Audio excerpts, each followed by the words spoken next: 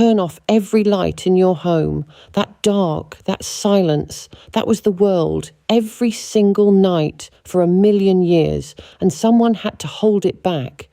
For almost all of human history, night was the most dangerous time to be alive. Once the sun went down, we stopped being the clever apes at the top. In the dark, we were prey. So the fire was everything: warmth, safety, a weapon, the one thin wall between the camp and the things with better night vision than us. And letting it go out was not an option. Someone had to keep it alive till dawn. Very often, that someone was a woman. She was often the last awake and the first to stir, feeding the embers, watching the edge of the light. But here's the part we forget.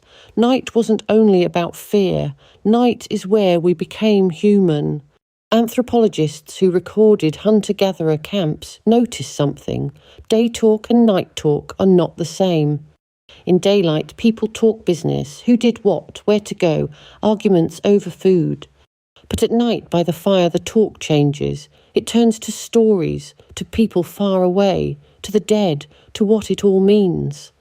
That firelight talk, the myths, the songs, the memory of a whole people, is culture itself being made in the dark.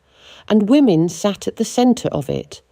Even sleep was stranger than yours. For most of history, people slept in 2 shifts. First, sleep, then a quiet, waking hour in the dead of night to tend the fire, to talk, to think. Then second sleep.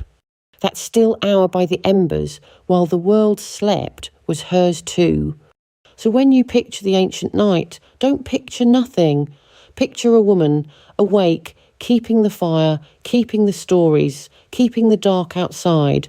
History wrote down the daytime hunt and slept through the rest. She was awake for all of it.